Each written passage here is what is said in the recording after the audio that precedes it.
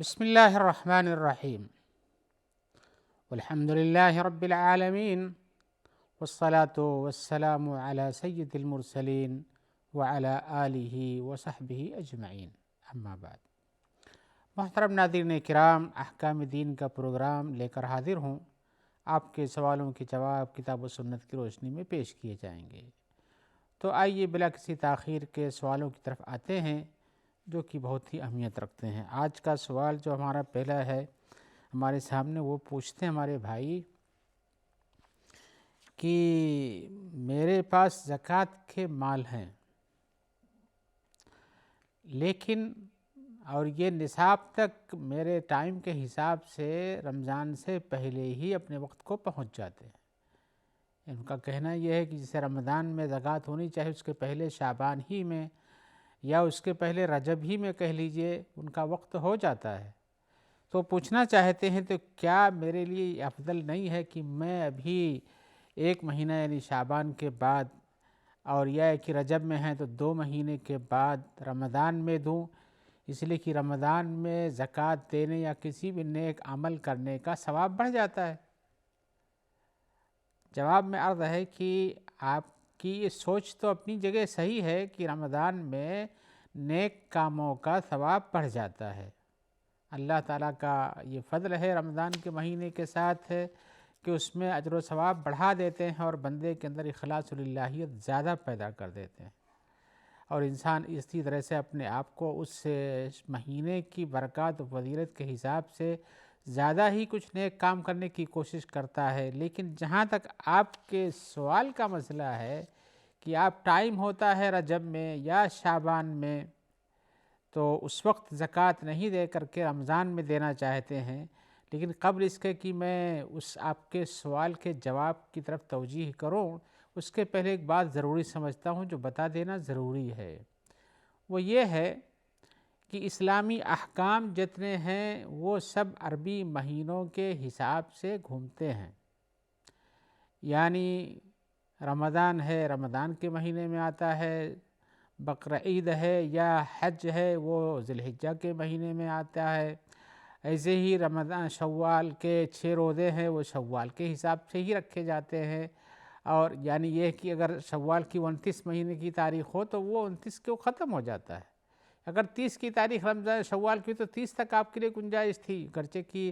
علماء نے حدیث میں کہا کہ اس کو رمضان کے فوراً بعد ہی رکھنا چاہیے، لیکن کچھ لوگوں نے کہا کہ نہیں، پورے شوال میں گنجائش ہے۔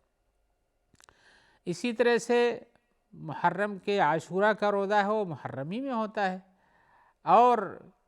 اسی طرح سے اور بھی جو کام مہینوں کے حساب سے یا تاریخوں کے حساب سے عربی میں اسلام میں مربوط ہیں، بدھے ہوئے ہیں، ان کا شمار عربی مہینوں سے ہی ہوتا ہے، اور حقیقتاً فطرت کے حساب سے یہی مہینے صحیح ہیں۔ جیسا کہ آپ حمل میں اور حمل کے بچوں کے پیدائش کے بارے میں یہ سب آپ دیکھتے ہیں، آپ ڈاکٹروں سے پتہ کیجئے کہ ان کے ایام کتنے ہوتے ہیں کس حساب سے جوڑے جاتے ہیں۔ تو اولاً یہ ہے کہ اب زکوٰۃ کا وجوب جو ہے وہ انہی رمضان اور شوال اور ذوالقعدہ ذوالحجہ مہینوں کے حساب سے ہوتا ہے۔ آپ یہ نہ جوڑیں کہ آپ کو زکوٰۃ آپ نے کسی انگریزی تاریخ سے حساب سے جوڑ لیں اور پھر اسی تاریخ میں نکالا کریں۔ اس کا لازمہ کیا ہوگا؟ لازمہ یہ ہوگا کہ ہر 36 سال میں آپ گویا کہ 1 سال کی زکوٰۃ نہیں بھریں گے، جبکہ اللہ تعالیٰ نے یہ سب چیزوں کی زکوٰۃ یا اسی طرح سے اسلامی اعمال جو باندھے ہوئے ہیں یہ عربی مہینوں سے بدھے ہوئے ہیں، لہذا آپ کو آپ کی زکوٰۃ یا رجب میں واقع ہوئی یا کہ شعبان میں پوری ہوئی، لیکن آپ چاہتے ہیں کہ اسے رمضان میں ادا کریں، اس لیے کہ رمضان کا مہینہ بہت بابرکت مہینہ ہے۔ آپ کی یہ سوچ صحیح ہے، لیکن ہم یہ بتانا چاہتے ہیں کہ جب کوئی چیز واجب ہو جائے تو اس کو اسی وقت ادا کر دینا چاہیے، اس میں تاخیر یہ اچھی بات نہیں ہے۔ جب آپ کے پاس رجب میں زکوٰۃ واجب ہو گئی تو آپ کو رجب میں دے دینا چاہیے، اور اگر شعبان میں زکوٰۃ واجب ہو گئی تو شعبان میں دے دینا چاہیے۔ اس کے لیے سوچیں کہ ہم اس کو گھسیٹ کر لے جائیں گے رمضان میں دیں گے تو یہ آپ کی ایک منمانی ہے، جسے شریعت میں ایک طرح سے ایک یہ تصور مداخلت ہے، جسے آپ کو نہیں کرنا چاہیے، لہذا اس چیز کا ہمیشہ دھیان رکھیں۔ دوسری یہ ہے کہ زکوٰۃ کو فوری طور پر نکالنا چاہیے، اس لیے کہ اس میں حق واجب ہوا کس کا؟ غیروں کا، فقراء اور مساکین، اور اس طرح سے جو 8 مد قرآن مجید میں زکوٰۃ کے دینے کے بیان کیے کہ ان کا حق واجب ہو جاتا ہے۔ آپ کسی کے حق کو اپنے پاس روک کے رکھیں تو آپ کو کیا ملنے والا ہے؟ جن کا حق تھا ان کو ملنا چاہیے۔ اور اسی طرح سے جب آپ کے پاس دینے کی قدرت موجود ہے اور اس کے لیے کوئی شرعی عذر نہیں ہے جو اس کی تاخیر کا موجب ہوتا ہو، تو آپ کو تاخیر کرنے کی کیا ضرورت ہے؟ ویسے بھی آپ کہاں جانتے ہیں کہ اگر آپ نے رمضان میں دیا تو زیادہ ثواب ملے گا، اور آپ رمضان تک نہ پہنچ سکیں تو کیا ہوگا؟ آپ کا مال تو وقت سے پہلے ہی بڑھ جائے گا، جبکہ مان لیجئے رجب میں زکوٰۃ واجب ہوئی اور آپ نے رجب میں نہیں دیا، شعبان میں نہیں دیا، اور شعبان میں مان لیجئے انتقال ہو گیا کسی کا جس کے اوپر زکوٰۃ واجب تھی رجب ہی سے، اور تاخیر کیا، تو اس تاخیر کا تو ایک گناہ اس کے اوپر ہے، دوسرے کی اس کی ادائیگی تو نہیں ہو پاتی ہے، الا کہ جو وارث ہیں وہ اچھے اور خیر خواہ ہو آپ کے، تو آپ کی واجب شدہ زکوٰۃ کو جانتے ہوں تو ادا کر دیں، ورنہ تو سب بانٹ کے اپنے آپس میں تقسیم کر لے جائیں گے، اور آپ کے ذمہ جو زکوٰۃ واجب تھی وہ واجب تھی اور واجب رہ جائے گی، اور آپ کے اوپر ایک بہت بڑی ذمہ داری باقی رہ جائے گی۔ لہذا اس چیز کو سمجھنا چاہیے کہ کسی بھی کام میں جو اسلامی شریعت کے اندر دنوں یا مہینوں کے ساتھ بندھے ہوئے ہیں ان کو اسی وقت میں کرنا چاہیے، اور اگر اس کے اندر تاخیر کی گنجائش نہیں دی گئی ہے تو پھر آپ کے پاس تاخیر کرنے کی کوئی گنجائش ذاتی طور پر نہیں ہے۔ لہذا اس چیز کو آپ غور سے سوچئے، اور یہ سوچئے کہ اللہ کا جب حکم وارد ہے جس کی شرط پوری ہو گئی ہے کہ آپ کے پاس نصاب کا مال ہے اور سال پورا ہو چکا ہے، تو آپ کو زکوٰۃ اس وقت دے دینا چاہیے جب آپ کے اوپر زکوٰۃ واجب ہوتی ہے، اس کو اپنی طرف سے تاخیر کر دیں یہ آپ کے لیے مناسب نہیں ہے۔ اللہ تعالیٰ فرماتے ہیں وَسَارِعُوا إِلَىٰ مَغْفِرَةٍ مِّن رَبِّكُمْ وَجَنَّةٍ عَرْضُهَا السَّمَاوَاتُ وَالْأَرْضُ اُعِدَّتْ لِلْمُتَّقِينَ۔ آل عمران کی آیت نمبر 133 ہے۔ اللہ تعالیٰ فرماتے ہیں کہ جلد بازی کرو، مسارعت کرو، جلدی کرو اپنے رب سے مغفرت حاصل کرنے کے لیے، اور اس جنت کی طرف بھی جلدی کرو جس کی لمبائی اور چوڑائی، اس کا چوڑائی یعنی جس کی وسعت زمین و آسمان کے برابر ہے، اور یہ ہے متقیوں کے لیے تیار کی گئی ہے۔ تو اللہ کا حکم تو یہ کہ آپ کو جلدی کرنا چاہیے، اور آپ دیر کرنا چاہتے ہیں تو اس حکم کی ایک مخالفت پائی جاتی ہے۔ اللہ کا دوسرا بھی فرمان ہے وَسَارِعُوا سَابِقُوا إِلَىٰ مَغْفِرَةٍ مِّن رَبِّكُمْ وَجَنَّةٍ عَرْضُهَا كَعَرْضِ السَّمَاءِ وَالْأَرْضِ وَعِدَّتْ لِلْمُتَّقِينَ وَعِدَّتْ لِلَّذِينَ آمَنُوا بِاللَّهِ وَرَسُولِهِ۔ یہ سورہ حدید کی آیت نمبر 21 ہے۔ اللہ تعالیٰ فرماتے ہیں اور سبقت لے جاؤ، آگے بڑھو، اور یہ آگے بڑھے کب ہوگا؟ جب وقت پہ دے دیں گے تبھی تو آگے، اور آپ پیچھے کرنا چاہتے ہیں تو اللہ تعالیٰ کہتے ہیں سابقوا الی مغفرۃ من رب، اپنے رب کی طرف کی مغفرت حاصل کرنے کے لیے آگے بڑھو،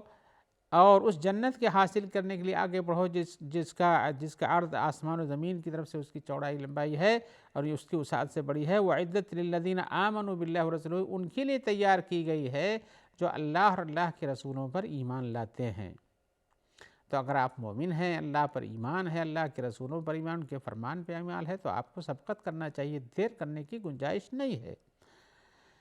اور اسی طرح سے سبب کیا ہے جلدی کی؟ اس لیے کہ آپ آگے نہیں جانتے، جیسے میں نے بیان کیا، آگے نہیں جانتے کیا ہو سکتا ہے، آپ کو کیا پیش آ جائے جس کو آپ نہ جانتے ہوں، کبھی وفات ہو جائے،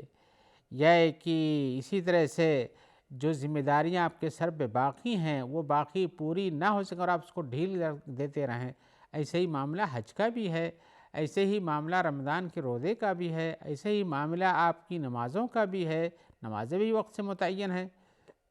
روزے بھی کسی خاص مہینے متعین ہیں، آپ ان کو دوسرے مہینوں میں نہیں پورا کر سکتے، اس کو رمضان کا جو مہینہ ہے اسی ظرف کے اندر، اسی گنتی کے اندر آپ کو رکھنا ہے، آپ کو آگے پیچھے کرنے کی گنجائش نہیں ہے۔ ایسے ہی زکوٰۃ بھی جب واجب ہو جاتی ہے اپنے شرطوں سے، جیسے رمضان کے مہینے میں رمضان کا مہینہ آ جائے اور چاند دیکھ لیں اور آپ صحیح سالم ہوں، بیمار نہ ہوں، مسافر نہ ہوں، تو آپ کو مہینہ پا کے روزہ رکھنا ضروری ہو جاتا ہے۔ ایسے ہی زکوٰۃ کا معاملہ بھی ہے، جب نصاب پورا ہو جائے اور سال مکمل ہو جائے تو آپ کو زکوٰۃ دے دینا چاہیے، اپنی طرف سے اس میں پیچھے کرنا 2 مہینے بعد دیں گے، ابھی جب تک یہ بھی ہو سکتا ہے کوئی سوچے کہ چلو 2 مہینے بعد دیں گے، ابھی اس مال کو کسی جگہ لگا دیتے ہیں اور اس بزنس میں پورا کر لیتے ہیں، کام ہو جائے گا، جب نفع نکل کے آئے گا دوگنا تگنا جائے اسی نفع میں سے بھر دیں گے۔ لوگوں کے پاس وسوسے بہت طرح کے ہوتے ہیں، لیکن وہی وسوسے جو وسوسہ ڈالنا یہ شیطان کا کام ہے، اس وسوسے کی بنیاد پر آپ کے نیکی کے کام جو اپنے وقت میں واجب اور فرض ہو چکے تھے، ان کی تاخیر کی بنیاد پر کبھی آپ کو یہ چوک ہو سکتی ہے کہ آپ کام وقت پر نہ کر سکیں اور بعد میں بھی نہ کر سکیں، اس لیے کہ اس کا موقع نہ مل سکے آپ کو۔ اور دوسری بات جو ہم نے بتائی تھی کہ اس میں فقیروں کا حق ہے، جو 8 مد جو قرآن مجید بیان کیے گئے ہیں، انما الصدقات للفقراء والمساکین والعاملین علیہا کی آیت میں،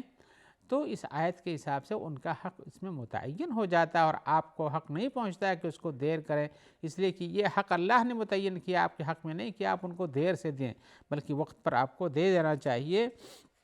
ان کی ضرورت کو پورا کرنا چاہیے۔ ایسی صورت میں دوسرے یعنی آپ کو نصاب بھر کا جب مال واجب ہو جائے اس میں، تو دوسرے سال کے لیے یا دوسرے وقت کے لیے آپ کو دیر کرنے کی ضرورت نہیں ہے۔ لیکن ایک شکل جو ہم آپ کو بتائیں گے جس کو رسول اللہ صلی اللہ علیہ وسلم نے کیا ہے اور آپ نے اس طرح سے زکوٰۃ لیا بھی ہے، وہ یہ ہے کہ آپ کے اوپر زکوٰۃ واجب ہوتی تھی شوال میں، ذیقعد میں، ذی الحج میں، یہ عربی کے مہینے ہیں، رمضان کے بعد شوال، اس کے بعد ذیقعد، اس کے بعد ذی الحج، اس کے بعد محرم نیا سال عربی کا شروع ہوتا ہے۔ تو آپ کو ان مہینوں میں اگر کوئی زکوٰۃ واجب ہونی تھی تو آپ اندازہ کر کے اس کی زکوٰۃ پہلے دے سکتے ہیں۔ رسول اللہ صلی اللہ علیہ وسلم نے ضرورت پر ایسی زکوٰۃ لیا اور اپنے چچا عباس کی زکوٰۃ مقدماً لیا ہے، تو یہ صورتحال جائز ہے۔ اور یہ سابقوا الی مغفرۃ من ربکم کی آیت جو ہے، اپنے رب کی مغفرت میں سبقت کرو، یہ سارعوا الی مغفرۃ من ربکم، اپنے رب کے مغفرت کو حاصل کرنے کے لیے، جنت کو حاصل کرنے کے لیے جلد بازی کرو، اس آیت کا عین مناسب ہے یہ، اس لیے کہ آپ تاخیر نہیں کرتے ہیں تو آپ تو وقت سے پہلے بھی اور پہلے دینا چاہتے ہیں، اور حدیث میں اس کا جواز اور اس کا عمل رسول اللہ صلی اللہ علیہ وسلم سے موجود ہے، لہذا آپ ایسا کر سکتے ہیں۔ اور وہ میں نے بتایا کہ کوئی بھی شرعی عمل جب کسی وقت کے ساتھ متعین ہوتا ہے، جب کبھی بھی آپ پر واجب ہوتا ہے وقت کے ساتھ متعین نہ بھی ہو، تو واجب ہونے کے ساتھ آپ کو اس میں دیر نہ کرنے کی گنجائش نہیں ہے، بلکہ فی الفور اسے ادا کر دینا چاہیے۔ اب ایسی صورت میں علماء نے کچھ کہا ہے کہ اگر معمولی سی مدت ہے، تھوڑی سی گنجائش جو بات کہی انہوں نے وہ یہ کہی، جس مثال کے طور آپ کو شعبان کی 28-29 کو زکوٰۃ واجب ہو رہی ہے یا 25 کو واجب ہو رہی ہے اور آپ اس کو نکالتے ہیں رمضان میں، تو اتنی تھوڑی سی گنجائش جو کہ معمولی ہو، یہ سوچا جا سکتا ہے کہ ہاں اتنا تاخیر آپ سے ہوتی جبکہ نہیں ہونی چاہیے، لیکن اگر آپ نے اتنی تاخیر کی ہے تو وہ قابل گناہ، شاید علماء نے کہا کہ یہ نہیں ہے، اس لیے کہ وہ اتنا نکالنے میں دیر آگے پیچھے کسی کے بھی عمل میں واجب ہونے کے بعد حساب کتاب نکال کر کے لینے دینے میں 2-3 دن 4 دن کی تاخیر ہو سکتی اور ہوتی ہے، لہذا اتنے کی گنجائش موجود ہے، اس لیے کہ یہ ضرورت کی ایک چیز ہے۔ لیکن اگر آپ وقت سے پہلے حساب کر لیتے ہیں اور جس وقت ہوتا ہے حساب، آج کل حساب نکالنے میں کہ آج فلاں دن ہمارے پاس کتنا کیا ہوا، کتنا نکالنا ہے، یہ تو کوئی بہت تاخیر کی بات نہیں ہے۔ کسی بھی جگہ سے کہیں بھی آپ کی بزنس چلتی ہو، اس ملک میں ہو، اس سے باہر ہو، آپ کی پراپرٹی یہاں ہو وہاں ہو، کسی بھی بینک میں ہو، آپ کے پاس تو خبر رہتی ہی رہتی ہے، اس لیے اب تو زیادہ تاخیر کی گنجائش ویسے بھی نہیں ہے۔ پہلے تو شاید خبروں کے ملنے میں دیر ہو سکتی ہے،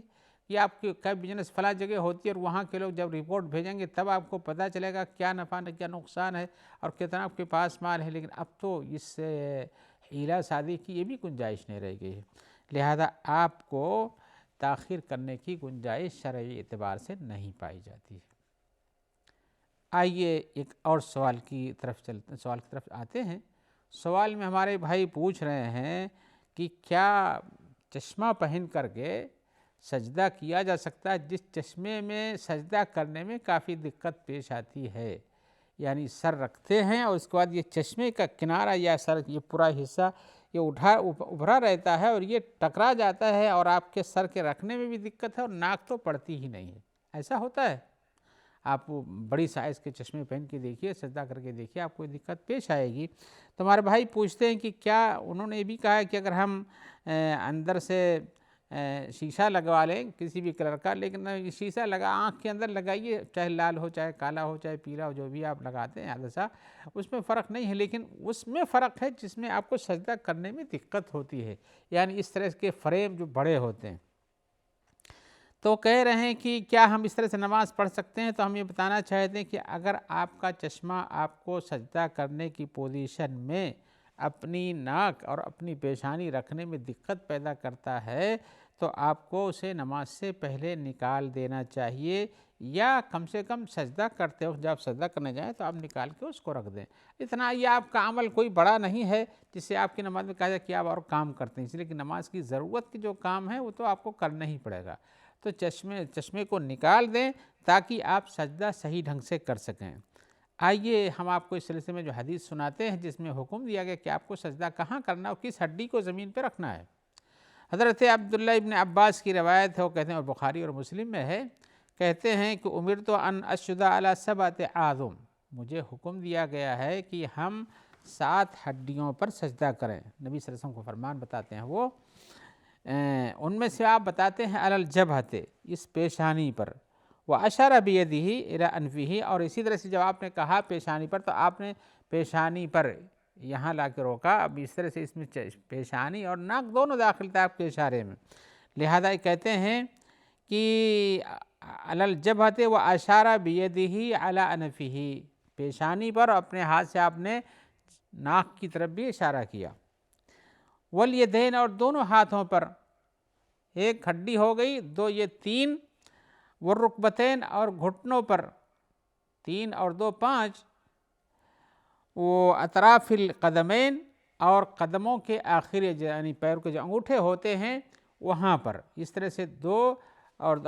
پیر میں 4 ہو گئے اور ہاتھوں میں 2 4 2 6 ہو کر یہ ایک پیشانی ناک ملا کر کے 7 ہو گئے، لہذا اس طرح سے کرنا ضروری ہے۔ اور آپ کو جب ایسا سجدہ نہ ہو سکے جس میں پیشانی، خاص طور پیشانی نہ رکھ سکیں یا ناک نہ جوڑ جو اس کے ساتھ ملی ہوئی ہے اس میں اس اشارے میں، تو آپ کا سجدہ صحیح نہیں ہوتا۔ آپ کو سجدے کی حالت میں اگر نہیں ہوتا ہے تو نکال دینا چاہیے آپ کا چشمہ،